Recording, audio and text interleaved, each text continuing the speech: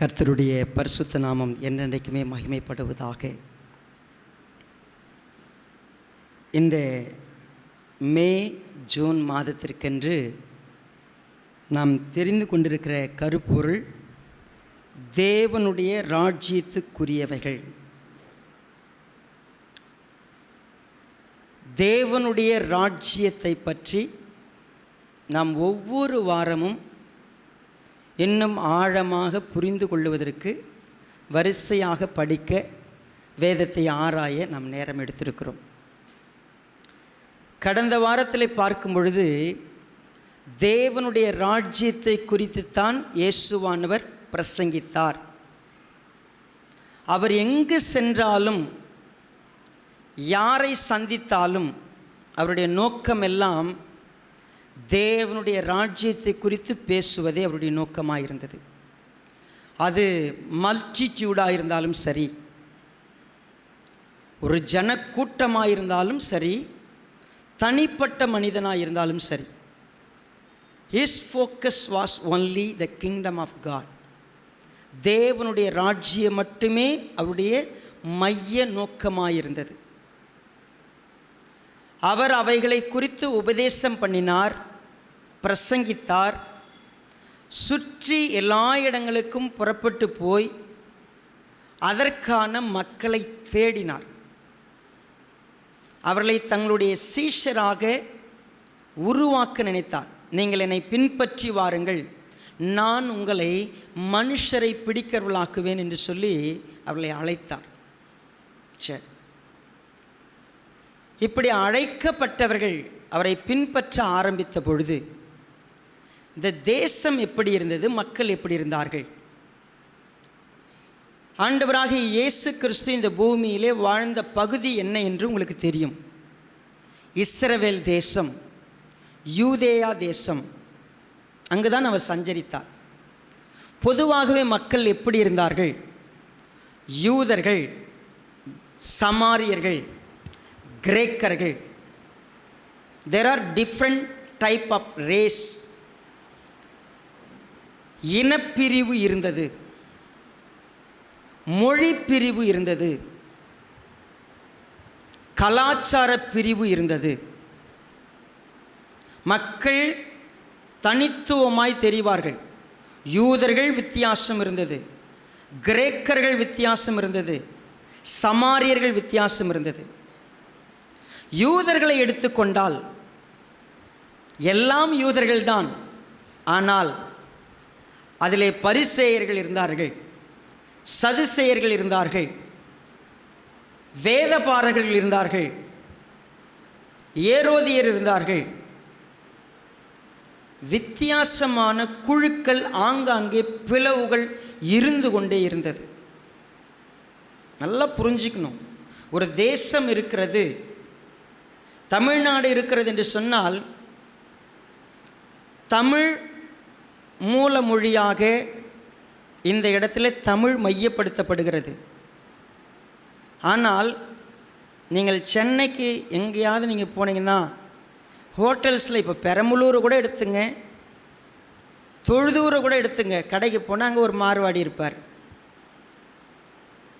பெரம்பலூரில் நிறைய இடத்துல நார்த் இண்டியன்ஸ் இருக்கிறாங்க. சென்னையில் எல்லா ஹோட்டல்ஸ்லேயும் பார்த்தீங்கன்னா மேக்ஸிமம் 70% யார் இருக்கிறாங்கன்னா நார்த் இண்டியன்ஸ் இருப்பாங்க. நீங்கள் தமிழில் பேசும்போது தடுமாறி தமிழில் உங்ககிட்ட பேசுவாங்க. நீங்கள் ஹிந்தியில் பேசுகிறீங்களா அவங்கக்கிட்ட, உங்களுக்கு ரொம்ப சந்தோஷம். ஹிந்தி பேசக்கூடியவங்க நிறைய பேர் இப்போ பெருகிட்டாங்க. இப்போங்க என்ன தான் அவங்க ஹிந்தி பேசினாலும் அவங்க முகத்தை பார்த்த உடனே, அவங்க நாங்கள் தமிழில் பேசினா கூட அவங்க முகத்தை பார்த்த உடனே அவங்க வேறு ஒருத்தவங்க நம்ம யோசிப்போம். நம்ம அப்படியே கொஞ்சம் கவனிச்சோம்னா கொஞ்சம் பேர் அப்படியே தெலுங்கு பேசுகிறவங்க நம்ம மத்தியில் மரம் அப்படி இருப்பாங்க, கன்னடா பேசுகிறவங்க கொஞ்சம் பேர் இருப்பாங்க. அந்த மொழி அவர்களை என்ன செய்யும்? தனித்துவமாய் காட்டும், அவங்களை பிரித்து காட்டும். அவங்களுடைய இனம் அவர்களை தனியாக காட்டும்.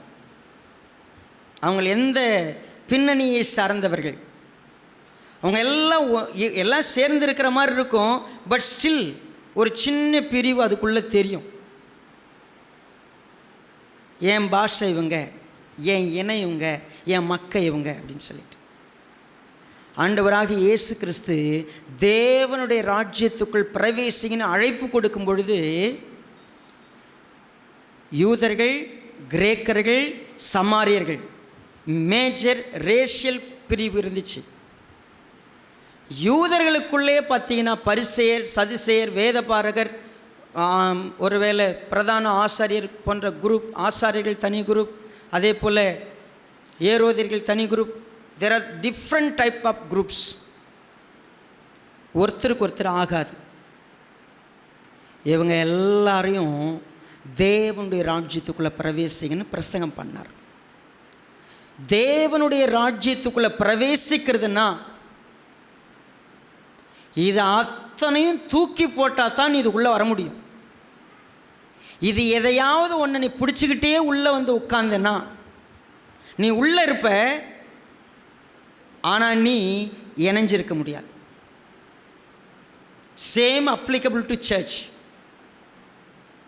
இங்கே சபையில் பார்த்தீங்கன்னா மொழி வித்தியாசம் இருக்கலாம், அல்லது இன வித்தியாசம் இருக்கலாம். நான் பிறப்பால் இங்கே பிறந்தேன், இந்த தேசத்தில் பிறந்தேன், இந்த வீட்டில் பிறந்தேன், இந்த இனத்தில் பிறந்தேன்னு சொல்லிக்கலாம். ஆனால் தேவனுடைய ராஜ்யம் என்கிற தேவனுடைய சபைக்குள்ளே நான் என்ட்ராகிறேன்னு சொன்னால் நான் எதையெல்லாம் விட்டுட்டு வரணுமோ அதெல்லாம் விட்டுட்டு வந்தால் தான் இதுக்குள்ளே உள்ள பிரவேசிக்க முடியும். ஆனால் நான் என்ன செய்கிறதில்ல, அதை எதையுமே விட்டுடாமல் உள்ளே வர்றதுக்கு பார்ப்பேன். ஆனால் ஆண்டவராகிய இயேசு கிறிஸ்து இதை அட்ரஸ் பண்ணார். தேவனுடைய ராஜ்யத்துக்கு ரொம்ப முக்கியமான விஷயம் எது? குறிப்பாக ஆண்டவராகிய இயேசு கிறிஸ்து எப்பொழுதும் அவருடைய பிரசங்கங்களில் அவர்களிடத்தில் பேசும்பொழுது அவங்ககிட்ட இருந்த மிகப்பெரிய ஒரு லேக்கிங் என்னன்னு கேட்டிங்கன்னா, ஒரு ட்ராபேக் என்னன்னு கேட்டிங்கன்னா, அவங்ககிட்ட விசுவாச குறைவு இருந்துச்சு. 12 சீஷர்கள் இருந்தார் இல்லைங்களா? இந்த 12 பேரும் எல்லாம் ஒரே விதமான மக்கள் இல்லை. ஆனால் 12 பேர்கிட்டையும் ஒரு விஷயம் ஒன்றா இருக்கணும்னு எதிர்பார்த்தார், விசுவாசம். ஆனால் அந்த 12 பேர்ட்டுமே விசுவாசம் கிடையாது. எக்ஸாம்பிளுக்கு மத்திய எழுதின சுவிசேஷம் 17வது அதிகாரத்துக்கு என் கூட வாங்க.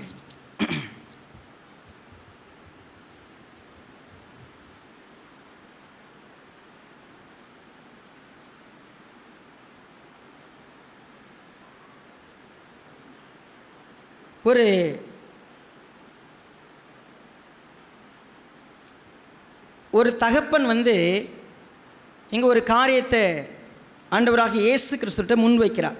என்ன முன்வைக்கிறான்? என்னுடைய மகன் சந்தர ரோகியாய் கொடிய வேதனைப்படுகிறான், அடிக்கடி தீயிலும் தண்ணீரிலும் அவன் என்ன பண்ணுறான், விழுந்துடுறான். அவனை சுகப்படுத்தும்படி உங்களுடைய சீசர்கிட்ட கேட்டேன், ஆனால் அவங்களால கூடாமல் போயிற்று அப்படின்னு சொல்லி அவன் விண்ணப்பம் வைக்கிறான்.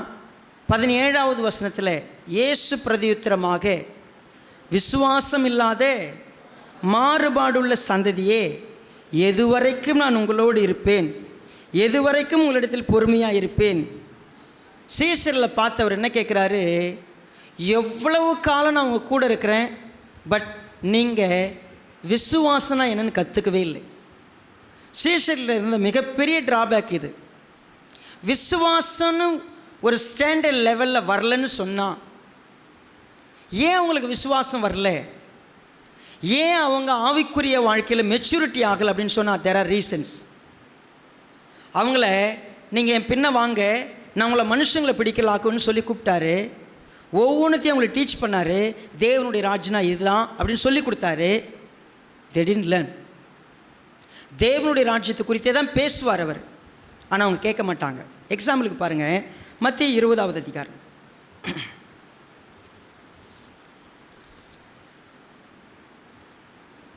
17வது வசனத்தை பாருங்கள்.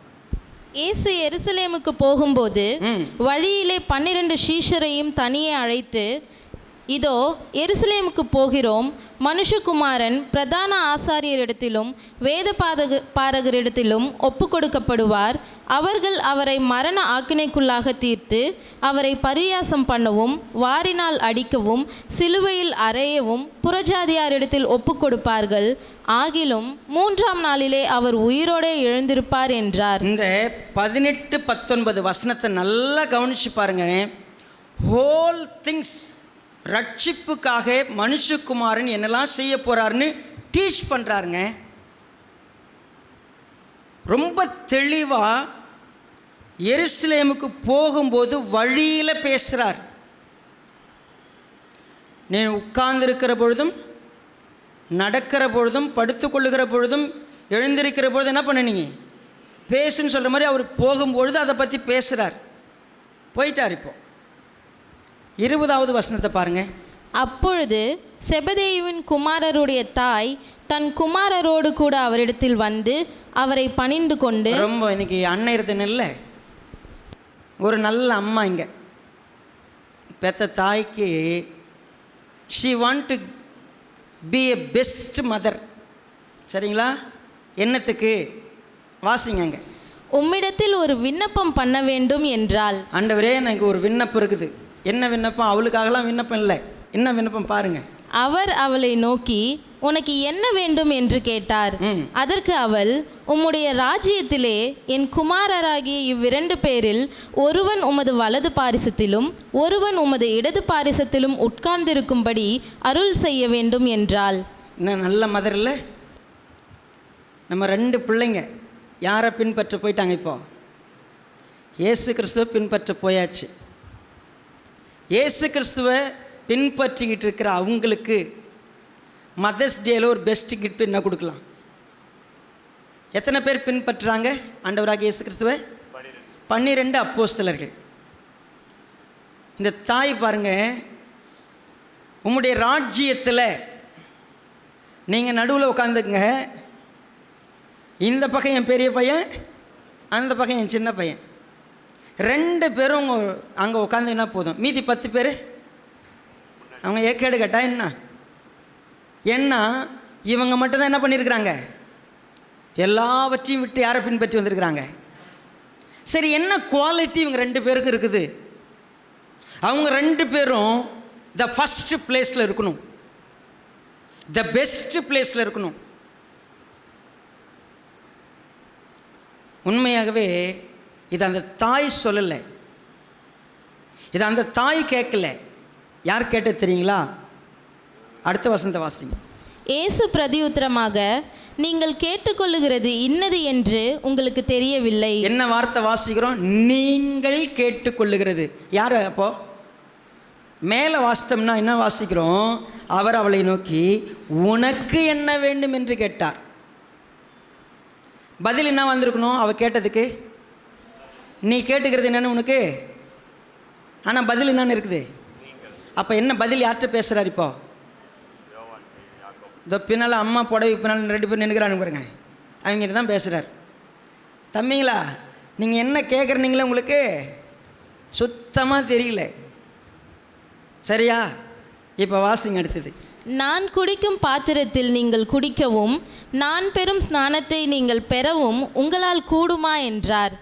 அதற்கு அவர்கள் கூடும் என்றார்கள். வாசிங்க அடுத்தது. அவர் அவர்களை நோக்கி, என் பாத்திரத்தில் நீங்கள் குடிப்பீர்கள், நான் பெறும் ஸ்நானத்தையும் நீங்கள் பெறுவீர்கள். ஆனாலும் என் வலது பாரிசத்திலும் என் இடது பாரிசத்திலும் உட்கார்ந்திருக்கும்படி என் பிதாவினால் எவர்களுக்கு ஆயத்தம் பண்ணப்பட்டிருக்கிறதோ அவர்களுக்கே அல்லாமல் மற்றொருவருக்கும் அதை அருளுவது என் காரியமல்ல என்றார். கவனிங்க, ரொம்ப தெளிவாக சொல்கிறாரு.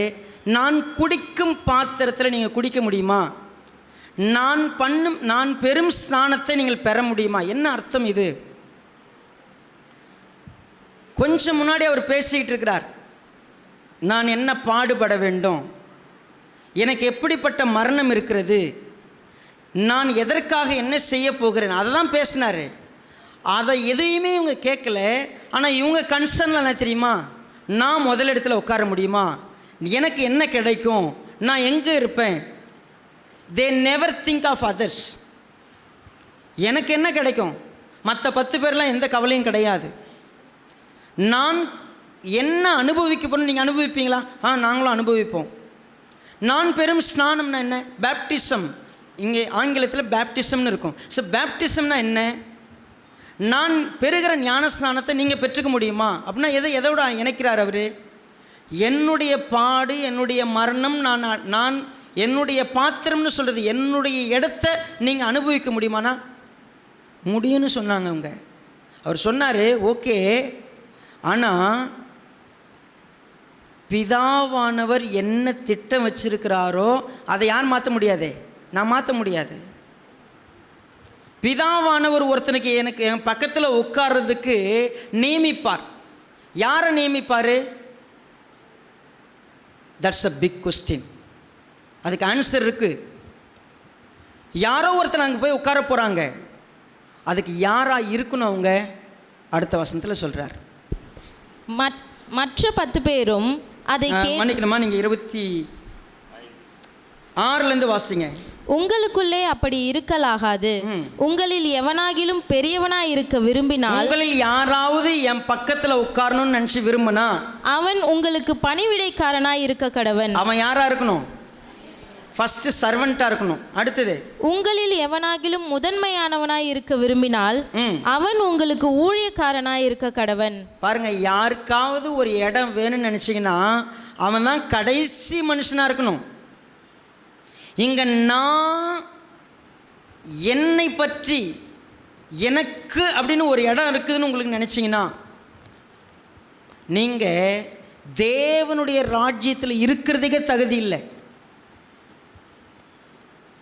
என் பேரை பற்றி ஒரு அக்கறை, நானுங்கிறதே வந்துருச்சுன்னா, என்னை பற்றி ஒரு அக்கறையில் நான் பேசுகிறேன் அப்படின்னு சொன்னால் நான் தேவனுடைய ராஜ்யத்தை பற்றி பேசக்கூடாது. ஏன் அப்படின்னா, நான் என் ஜீவனை கொடுக்கறதுக்கு வந்தேன், ஊழியம் செய்ய வந்தேன். எனக்கு யார் என்ன பண்ணுவாங்கன்றதுக்காக நான் வரல. அப்போது நான் என்னை மையப்படுத்திட்டேன் அப்படின்னு சொன்னால், இந்த சர்ச்சுக்குள்ளே வந்து எனக்கு ஏன் அங்கே மைக் கொடுக்கல, என்னை ஏன் ஃபஸ்ட்டு சேரில் உட்கார வைக்கல, எனக்கு ஏன் இது நடக்கலை, ஒருவேளை இந்த கொஸ்டின் எனக்கு வரும் அப்படின்னு சொன்னால், நீ உண்மையாகவே தேவனுடைய ராஜ்யத்துக்குள்ளே இன்னும் பிரவேசிக்கலை. அது உண்மை. கவனிங்க, 12 பேர் தான் இருந்தாங்க. 12 பேருக்குள்ளேயும் எப்பொழுதும் என்ன இருந்துச்சுன்னா, யார் பெரிய ஆளாக இருப்பா, யாருக்கு முக்கியத்துவம் கிடைக்கும், யார் ஆண்டவருடைய அன்புக்கு நெருக்கமாக இருக்க முடியும், அவர் என்னை ஏன் கவனிக்கல, அப்படிலாம் இதுதான் பிரச்சனை இருந்துக்கிட்டே இருந்துச்சு. எப்பொழுதும் இந்த பிரச்சனை இருக்கும். லூக்கா 9வது அதிகாரத்துக்கு வாங்களேன்.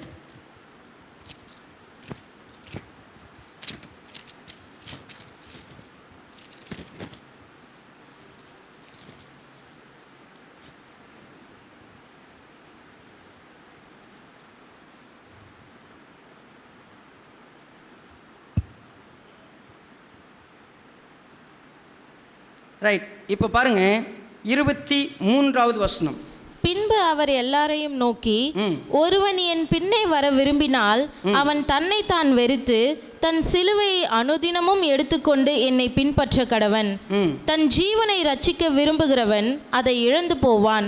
என் நிமித்தமாக தன் ஜீவனை இழந்து போகிறவன் அதை ரட்சித்து கொள்ளுவான். மனுஷன் உலகம் முழுவதையும் ஆதாயப்படுத்தி கொண்டாலும் தன்னைத்தான் கெடுத்து நஷ்டப்படுத்தினால் அவனுக்கு லாபம் என்ன? என்னை குறித்தும் என் வார்த்தைகளை குறித்தும் எவன் வெட்கப்படுகிறானோ அவனை குறித்து மனுஷகுமாரனும் தம்முடைய மகிமையோடும் பிதாவின் மகிமையோடும் பரிசுத்த தூதர்களின் மகிமையோடும் வரும்போது வெட்கப்படுவார்.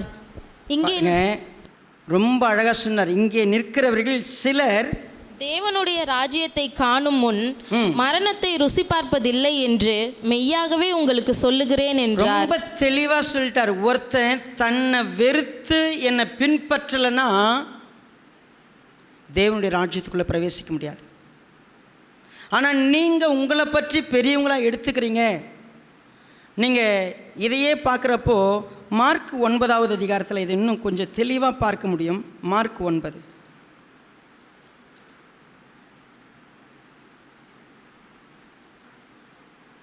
33வது வசனத்தை பாருங்கள். அவர் கப்பர்நகூமுக்கு வந்து வீட்டிலே இருக்கும்போது அவர்களை நோக்கி, நீங்கள் வழியிலே எதை குறித்து உங்களுக்குள்ளே தர்க்கம் பண்ணினீர்கள் என்று கேட்டார். அதற்கு அவர்கள் பேசாமல் இருந்தார்கள். ஏனெனில் அவர்கள் தங்களுக்குள்ளே எவன் பெரியவன் என்று வழியில் தர்க்கம் பண்ணினார்கள். வழியில் அவர் என்ன பேசினார்? நம்ம ஃபர்ஸ்ட் வாஸ்தோம், தேவ ராஜ்யத்தை குறித்து பேசினார். ஆனால் வழியில் இவங்க எதை குறித்து பேசினாங்க? யார் பெரியவனாக இருப்பாங்க. அவர் எல்லாத்தையும் சொல்லிட்டாரு. வீட்டுக்கு வந்த பிறகு கேட்குறாரு, நீங்கள் வழியில் என்ன பேசிக்கிட்டு இருந்தீங்க? தன்னை வெறுக்கலைன்னா நீ என்னை பின்பற்ற முடியாதுன்னு சொல்கிறதுக்கு காரணமே வித் செல்ஃப் சென்டர்ட் லைஃப். நான் யார், என்னை ஏன் இப்படி நடத்துகிறீங்க, எனக்கு என்ன, இந்த எண்ணங்கள் ஒரு மனிதனை தேவனுடைய ராஜ்யத்துக்கு விரோதமாகவே வச்சுருக்கும். செல்ஃபாக இந்த சபைக்குள்ளே கவனிங்க, நம்ம இந்த சபைக்குள்ளே ஒன்றா இருக்கிறோம்ல, ஒருவேளை நான் நினைக்கிறதான் நினச்சி நடக்கிற ஆத்துமா இங்கே இருந்தாலும் சரி,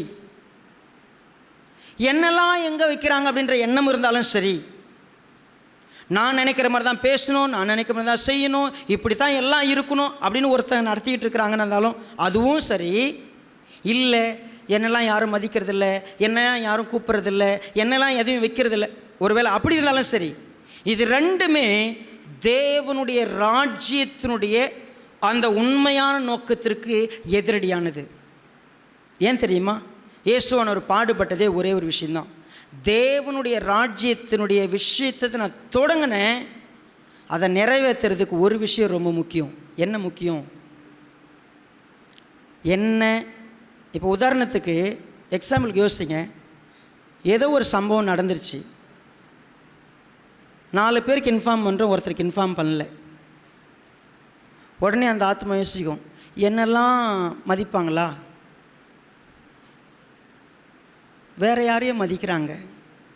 இந்த உணர்வு இருக்கிற வரைக்கும் நான் என்னை மதிக்கலைங்கிற உணர்வே அது ரைட்டு தானே பாஸ்டர், கேட்குறது ரைட்டு தானே? இல்லவே இல்லை. ஒருவேளை அப்படி மதிக்காமல் இருக்கிறதும் சரியான்னு கேட்டால் அதுவும் தப்பு. ரெண்டுமே ஏன் தப்புன்னு சொல்ல வரோம் அப்படின்னு கேட்டிங்கன்னா, இங்கே ரெண்டுலையுமே சென்டர்டு என்னன்னு கேட்டிங்கன்னா செல்ஃப் தான், சுயம்தான். எதிர்பாராமல் நடந்துச்சுன்னா பிரச்சனை இல்லை. நான் பர்பஸாக ஒருத்தரை அவாய்ட் பண்ணுறேன், மினுக்குள்ள வஸ்திரம் தரித்தவனை நான் பார்த்து என்ன பண்ணுறேன், ஸ்தோத்திரம் பண்ணுறேன், எல்லாம் பண்ணுறேன். ஒரு சிலரை நான் அசட்டை பண்ண பார்க்குறேன், அங்கேயும் பாவம் இருக்குது. அதே நேரத்தில் எதிர்பாராமல் என்னை கவனிக்கலை, என்னை மிஸ் பண்ணிட்டாங்க, ஏதோ பண்ணிட்டாங்க, அதை நான் பெரிய குற்றமாக. இது ரெண்டையுமே என்ன செய்வான் தெரியுமா? தேவனுடைய ராஜ்யம் அமைவதற்கு பதில் நம்ம ராஜ்யத்தை உருவாக்குறதுக்கு பார்ப்போம். மனுஷனுடைய சுயம் தேவனுடைய ராஜ்யத்துக்கு எதிராகவே இருந்துக்கிட்டு இருக்கும். அதனுடைய விளைவு என்ன தெரியுமா? போதிச்சு பார்த்தார் ஆண்டவர், சொல்லி கொடுத்து பார்த்தார். கடைசி என்ன ப்ரேயர் பண்ணார் அவர்? யோவான் 17வது அதிகாரம் 11வது வசனத்தை முதலாவது வாசிங்க. நான் இனி உலகத்தில் இரேன், இவர்கள் உலகத்தில் இருக்கிறார்கள், நான் உம்மிடத்திற்கு வருகிறேன். பரிசுத்த பிதாவே, நீர் எனக்கு தந்தவர்கள் நம்மை போல ஒன்றாயிருக்கும்படிக்கு. ஒரே ஒரு ப்ரேயர் இயேசு கிறிஸ்து நமக்காக ரொம்ப மையப்படுத்தி பண்ண ப்ரேயர் என்ன தெரியுமா? பிதாவே, நான் உங்ககிட்ட வரேன், இவங்க உலகத்தில் இருக்கிறாங்க, நான் ஒரு விண்ணப்பம் உங்ககிட்ட வைக்கிறேன், அவர்கள் நம்மை போல் ஒன்றாயிருக்கணும். என்னுடைய ஹம்பிள் ரெக்வஸ்ட் அது. ஏன்னு கேட்டிங்கன்னா, ரொம்ப சிம்பிளாக சொல்லலாம். 21வது வசனம், அவர்கள் எல்லாரும் ஒன்றாயிருக்கவும் பிதாவே, நீர் என்னை அனுப்பினதை உலகம் விசுவாசிக்கிறதற்காக நீர் என்னிலேயும் நான் உம்மிலேயும் இருக்கிறது போல அவர்கள் எல்லாரும் நம்மில் ஒன்றாயிருக்கவும் வேண்டிக் கொள்கிறேன். நீங்கள் அவங்க விசுவாசத்தில் இருக்கணும்னா நல்லா உங்கள் பைபிளில் ஒரு அன்லைன் கூட பண்ணி வச்சுக்கங்க. உங்களுக்கு விசுவாசம் சரியாக இருக்கணும், முதல்ல நீங்கள் ஒன்றா இருக்கணும். விசுவாசம் சரியாக இருக்கணுமா, ஒன்றா இருந்தால் தான் விசுவாசமே இருக்கும். அவர்கள் விசுவாசிக்கணும், ஒன்றா இருக்கணும். இதை பிரிக்கவே முடியாது. என் ஃபெய்த், நான் ரொம்ப விசுவாசமாக இருக்கிறேன், தனியாக இருந்தால் எந்த விசுவாசமும் பயனில்லை. நான் விசுவாசம் என்னை ஒன்றா வச்சுருக்கணும். அவருடைய பிரேயர் என்ன பாருங்கள், இன்னும் அடுத்தது 22. நாம் ஒன்றாயிருக்கிறது போல அவர்களும் ஒன்றாயிருக்கும்படி நீர் எனக்கு தந்த மகிமையை நான் அவர்களுக்கு கொடுத்தேன். பாருங்க, நீங்க எனக்கு கொடுத்த வசனத்தை கொடுத்தேன், நீங்க எனக்கு கொடுத்த மகிமையை கொடுத்தேன். ஒரே ஒரு பர்பஸ் என்னன்னா, அவங்க எல்லாரும் ஒன்றா இருக்கணும். அடுத்தது, ஒருமைப்பாட்டில் அவர்கள் தேறினவர்களாய் இருக்கும்படிக்கும் என்னை நீர் அனுப்பினதையும் நீர் என்னில் அன்பாயிருக்கிறது போல அவர்களிலும் அன்பாயிருக்கிறதையும் உலகம் அறியும்படிக்கும் நான் அவர்களிலும் நீர் என்னிலும் இருக்கும்படி வேண்டிக் கொள்கிறேன். என்னுடைய ப்ரேயர் எல்லாம் இவங்க அவங்க நான் அவங்களுக்குள்ள, அவங்க எனக்குள்ள, நீங்கள் எனக்குள்ள, நான் உங்களுக்குள்ள எப்படி பின்னி பிணிஞ்ச உறவா ஒன்றா இருக்கணும். ஒரு நிமிஷம் நம்ம அப்படி நிறுத்திட்டு பார்க்கலாம். தேவனுடைய ராஜ்யம் ஸ்தாபிக்கப்படாமல் இருப்பதற்கு மெயின் ரீசன் சொல்லட்டுமா? இங்கே ஒரே ஆத்துமாவா, ஒரே இசைந்த ஆத்துமாக்களாக ஒன்றையே சிந்தித்து ஒரே ஒன் அக்கார்டுன்னு சொல்கிறது, ஒரே விதமாக இருக்கிறதுக்கு ஆள் இருக்கிறமான்னு கேட்டால் இல்லவே இல்லை. சபையெல்லாம் ஃபெயில் ஆகி கிடக்கிறதுக்கு காரணம் தெரியுமா? we are not one. Pastor ஒரு விதம், மூப்பர்கள் ஒரு விதம், விசுவாசிகள் ஒரு விதம், அங்கங்கே ஒரு குழு இருக்கும். பார்த்துருக்கீங்களா?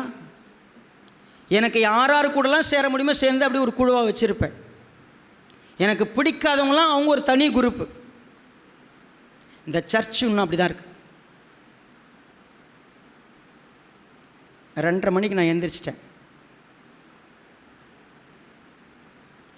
உண்மையாகவே சொல்லட்டுங்களா, நான் ரொம்ப தாகத்தோட வாஞ்சியோட ரொம்ப அழுது கேட்குற ஒரு விஷயம் நாம் ஒன்றா இல்லைங்கிறது தான். ஏன் ஒன்றா இல்லை தெரியுமா? காரணம் நீங்கள் தான் பாஸ்டர்னு ஒருவேளை நீங்கள்லாம் என்ன சொல்லலாம், ஒருவேளை நான் உங்களை சொல்லலாம். ஆனால் உண்மையாகவே சொல்லட்டுமா,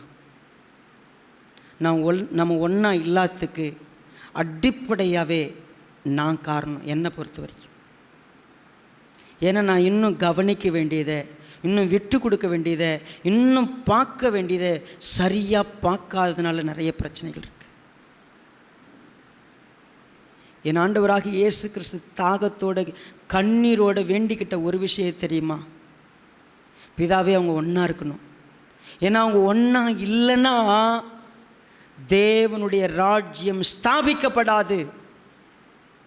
நீங்கள் யூதனாயிரு, கிரேக்கனாயிரு, நீ யாரா வேணா இரு, சமாரியனா கூட இரு, பரிசேயனாயிரு, லேவியனாயிரு, சதுசேயனாயிரு, யாரா இருந்து வா, வந்துட்டியா, உன்னால் இன்னொரு ஆத்மாவோட இணைய முடியலன்னா அதுக்கு நீ காரணம் சொல்லுவேன்னா, நீ எப்படி காரணம் சொன்னாலும் சரி, இன்றைக்கி பிரிவுக்கு காரணம் நீ நான் ஒவ்வொருத்தரும் உணரலைன்னா தேவனுடைய ராஜ்யம் ஸ்தாபிக்கப்படாது. அவர் கெஞ்சினார், சொல்லி கொடுத்தாரு, போகிற இடமெல்லாம் சொல்லி கொடுத்தாரு. ஆனால் அவங்க கேட்கவே இல்லை. அவர் என்ன செஞ்சார் தெரியுமா? சொன்ன மாதிரியே போய் பாடுபட்டார், சிலுவையில் தன்னை ஒப்பு கொடுத்தாரு, ஜீவனை கொடுத்துட்டாரு. அவர் மரித்து அடக்கம் பண்ண உயிரோடு எழுஞ்சிட்டாரு. வந்து தேவனுடைய ராஜ்யத்தை குறித்து திருப்பி பேசும்போது ரொம்ப முக்கியமாக அவர் பேசினது, நீங்கள் எல்லாம் ஒன்றா இருக்கணும், நீங்கள் எல்லாம் ஒன்றா இருக்கணும். உங்கள்கிட்ட நான் ரொம்ப முக்கியமாக சொல்ல, நீங்கள் ஒன்றா இருக்கணும். என்னால் எப்படி ஆண்டவரே முடியும்? என் பொண்டாட்டி கூடவே ஒன்றா இருக்க முடியல, இல்லை சர்ச்சு கூட எங்கே ஒன்றா இருக்கிறது? பிள்ளைங்களும் நாங்கள்லாம் எங்கள் பிள்ளைங்கலாம், என் பிள்ளைங்களாம் பேசுகிறதில்ல பாஸ்டர். அவன் வருவான், அப்படியே போயிடுவான், சாப்பாடு வச்சுருவோம், சாப்பிட்ருவான், போயிடுவோம். பல மாதமாக நாங்கள் பேசுகிறதில்ல தெரியுங்களா? ஹஸ்பண்ட் அண்ட் ஒய்ஃப் பேசாமலே நாங்கள் பல வருஷமாக வாழ்கிறோம். கரெக்டாக ஒரு வீட்டில் நடந்துச்சுங்க. காலையில் அவசரமாக போனோம், எழுப்பி விடுன்னு அவர் டேபிள் மேலே எழுதி வச்சுருக்கிறார். இந்த அம்மா திருப்பி போய் எழுதி வச்சுக்க, 5 மணி ஆயிடுச்சு எந்திரிச்சிக்கோ அப்படின்னு. நீங்கள் சிரிக்காதீங்க, இது எதோ சினிமாவில் வரல, விசுவாசம் சர்ச்சில் ஒரு வீட்டில் நடந்துச்சு. அதுக்கப்புறம் தான் சினிமாவில் வந்துச்சு. இதை நான் கண்ணால் பார்த்தேன். ஒரு வீட்டில் நடந்துச்சு. இது சிரிக்கிற மாதிரி இருக்குல்ல. இன்றைக்கி அதை பார்த்து சிரிக்காதீங்க. உங்கள் வீடு அப்படி தான் இருக்குது. நம்ம யாருமே ஒன்றா இல்லை. தேவனுடைய ராஜ்யம்னா என்ன நினைக்கிறீங்க? அவங்க ராஜ்யத்தை கட்ட பார்க்குறோம். நான் அப்படின்னு கட்டிக்கிட்டு இருக்கிறோம். இன்றைக்கி எனக்கு என்னது, என்னையா அப்படி நடத்துகிற, என்னையா அப்படி பண்ணிகிட்டு இருக்கிற, நான் அப்படி பண்ணணும். ஒவ்வொருவருக்குள்ள அந்த நான் இருக்குது. டோட்டலாக சரண்டர் ஆகி போய் சரி பண்ணி உருவாக்குறதுக்கு யார் இருக்கிறா? ஔஷதமும் இல்லை, மருத்துவனும் இல்லை. என் குமாரத்தி காயம்பட்டு கிடக்கிறாள். ஒன்றாக்குறதுக்கு ஆள் இல்லை. அங்கே தான் துவங்கணும் பெரிய வர்ஷிப்பு. இன்னைக்கு யாருமே இல்லை. சமாதானம் பண்ணுகிறவர்கள் யார்? அவங்க இன்னைக்கு ஒன்றாக்குறதுக்கு என்னங்க பண்ணீங்க? நீங்கள் என்ன செஞ்சுருக்கிறோம்? யாரோ வருவாங்க, எங்களுக்கு சமாதானம் பண்ணி விடுவாங்க. இல்லை, சமாதானம் பண்ணுறதுக்கு நீங்கள் முதல்ல அடியெடுத்து வைக்கலைன்னா, நீங்கள் உயிரை கொடுக்கலன்னா, நீங்கள் தியாகம் பண்ணலைன்னா, சமாதானம் பேசுறதுக்கு யார் வந்தாலும் உங்கள் வீடு சமாதானமே ஆகாது. உங்கள் வீட்டில் இன்னும் 100 முறை பாஸ்டர் வந்து பேசினாலும் உங்கள் வீடு சமாதானமாகாது. ஏன் தெரியுமா? சமாதானத்தை விரும்புறது நீங்கள் இல்லை. ஏன்னா நீங்கள் உங்களை நியாயப்படுத்துவீங்க. நான் ரைட், நான் தான் பாதிக்கப்பட்டேன் பாஸ்டர், அவங்கள இறங்கி வர சொல்லுங்கள், அவங்கள வந்து பேச சொல்லுங்கள். இங்கே தானே உட்காந்துருக்குறோம். நம்ம வீடு ஒன்றாகாது, சபை ஒன்றாகாது. காரணம் தெரியுமா? நான் தான் பாதிக்கப்பட்டேன், நான் தான் நசுக்கப்பட்டேன், என்னை யாரும் கவனிக்கலை, என்னை யாரும் விசாரிக்கலை, நான் நான் நான் நான் நான் நான் சமாதானம் வர்றதே இல்லை. ஆண்டவராக இயேசு கிறிஸ்து கண்ணீரோடு ஜெபம் பண்ணி வேண்டிக்கிட்டார். அதனுடைய விளைவு என்ன தெரியுமா? வாங்க வாசிக்கலாம். அப்போஸ்தலர் 1ஆவது அதிகாரம்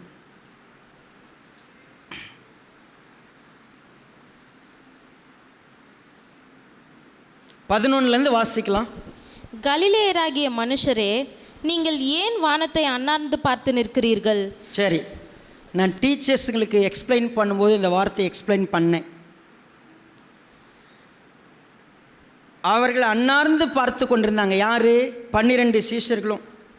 சரிங்களா? இப்போது ஒரு வார்த்தை சொல்லப்பட்டது அவர்களை பார்த்து, கலிலேயராகிய மனுஷரே,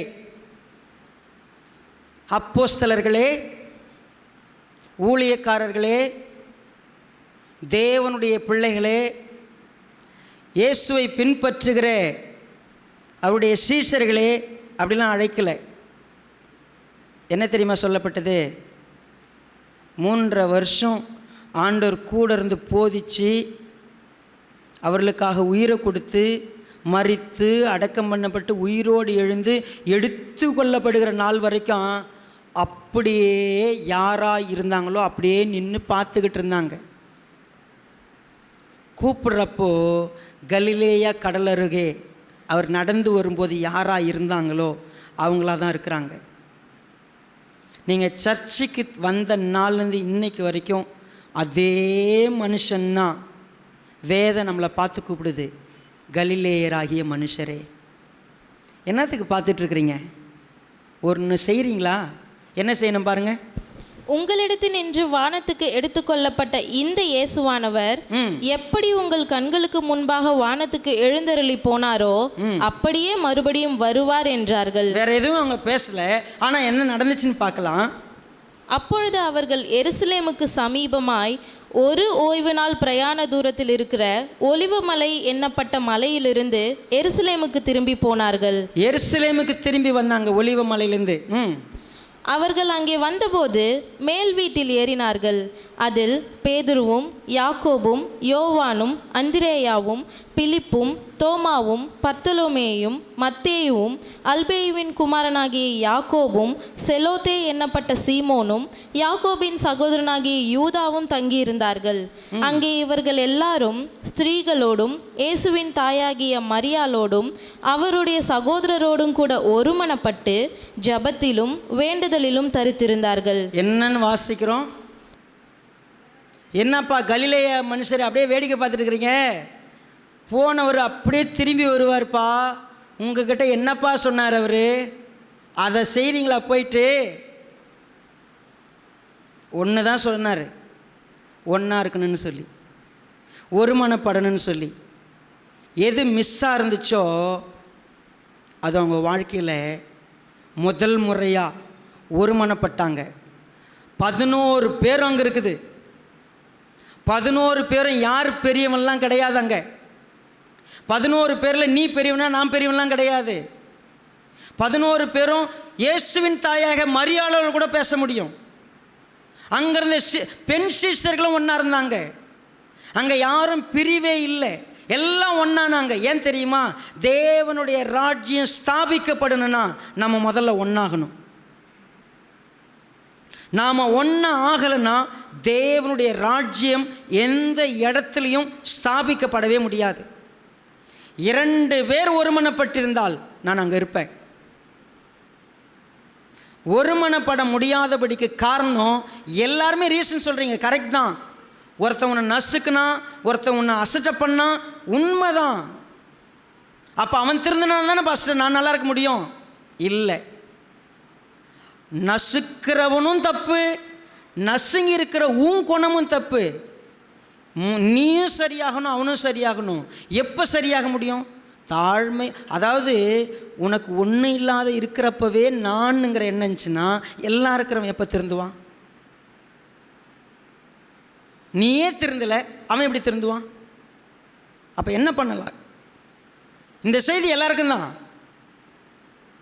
பெரியவனுக்கும் சின்னவனுக்கும் தான்.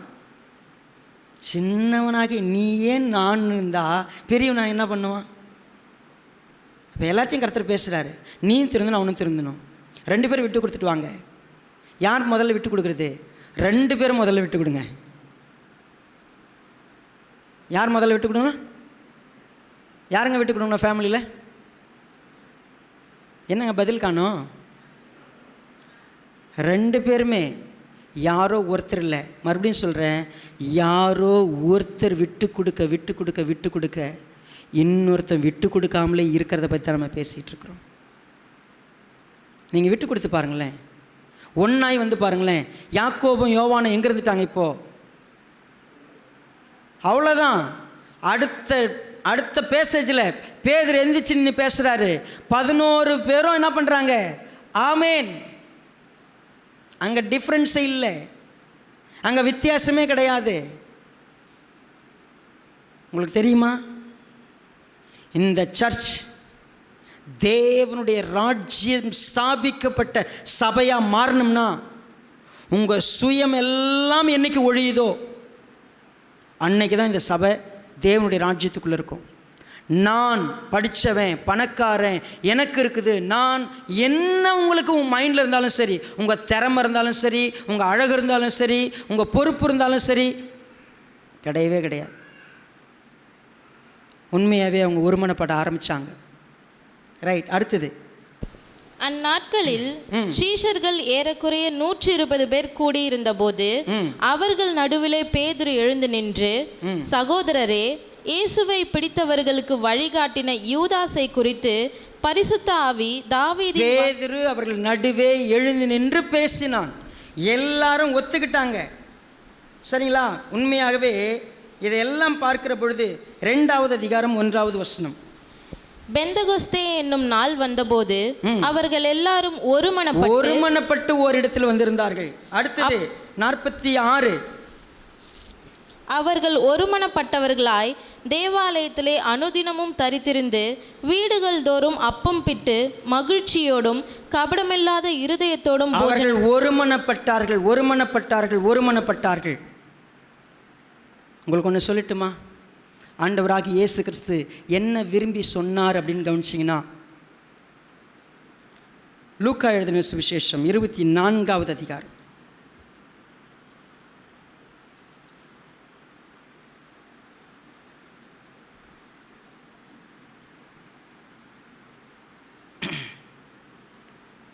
இருபத்தி 5வது வசனத்திலிருந்து பாருங்க.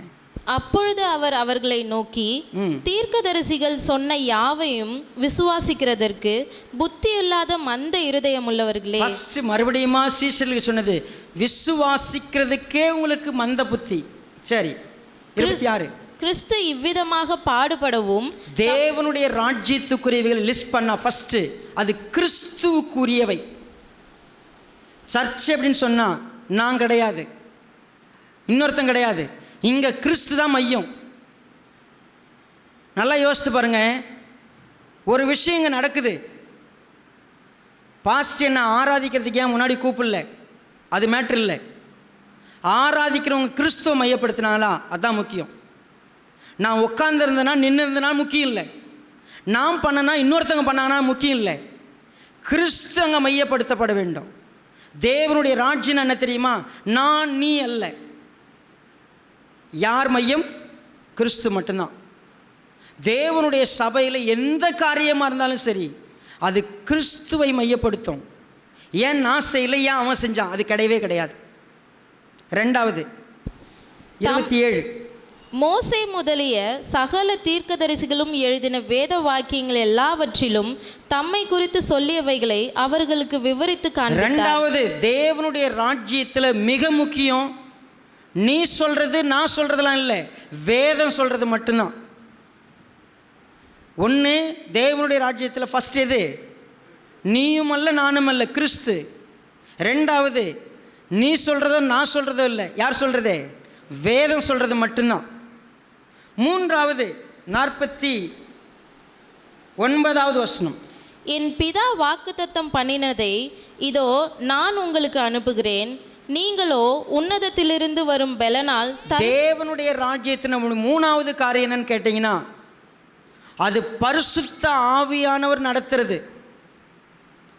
நான் விரும்புறதில்லை, நீங்க விரும்புறதில்லை, எல்லாவற்றிலும் பரிசுத்த ஆவியானவர் என்ன சொல்றார் அது மட்டும்தான். அது 3வது. 4வது 47வது வசனம்.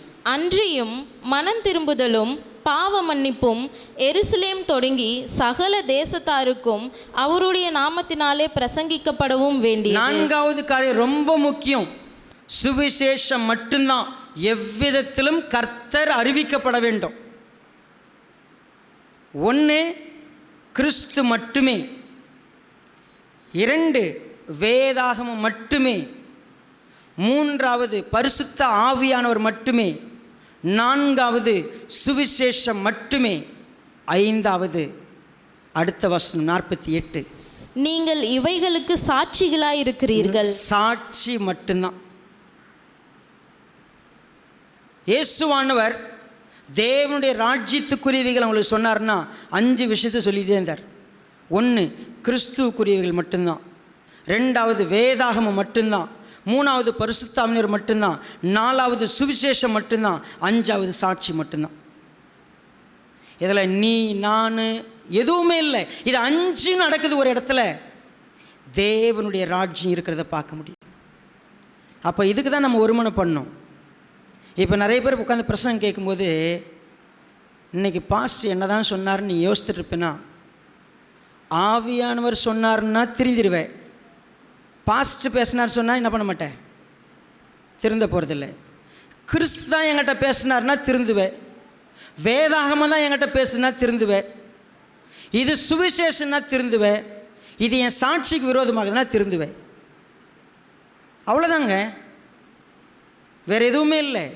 பாஸ்ட் பேசினார், என்ன பேசினார், அவ்வளோதான் டிஃப்ரென்ஸு. கடைசி வரைக்கும் ஒன்றாக முடியாது.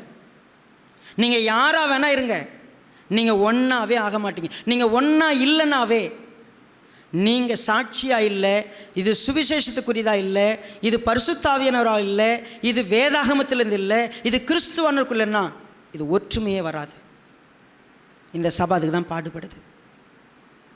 நான் ஃபுல்பீட்லேருந்து உங்களுக்கு சொல்கிறேன். நான் கிறிஸ்துவை மையப்படுத்தாமல் வேறு எதையாவது மையப்படுத்தினா, சத்தியத்தை திரிச்சு போதிச்சேன்னா, பரிசுத்தாவியானவர் போதிக்காத நான் போதிச்சேன்னா, சுவிசேஷத்தை போதிச்சுன்னா, சாட்சி இல்லாத போதிச்சேன்னா, நான் தேவனுடைய ராஜ்யத்தில் இல்லை. நான் அப்படி இல்லாதவனாக இருக்க கர்த்தருக்கு முன்னாடி என்னை தாழ்த்துறேன். ஒருவேளை நீங்கள் சபைக்கு வந்து கிறிஸ்துவுக்குரியதை தேடாமல், வசனத்தை வேதாகமத்தை தேடாமல், பரிசுத்த ஆவியானவர் மூலமாக தேடாமல், சுவிசேஷத்தை தேடாமல், சாட்சியை தேடாமல் வேறு எதையாவது தேடினீங்கன்னா சபையை நீங்கள் பிரிச்சுக்கிட்டே இருப்பீங்க. உங்களால் சபை பிரிஞ்சுக்கிட்டே இருக்கும். தேவனுடைய ராஜ்யத்துக்குள்ளே நீங்கள் இருக்க மாட்டீங்க. சிந்திக்கலாமா? நம்ம என்ன பதில் சொல்ல போகிறோம் ஆண்டவர்கிட்ட? கண்களை மூடும்.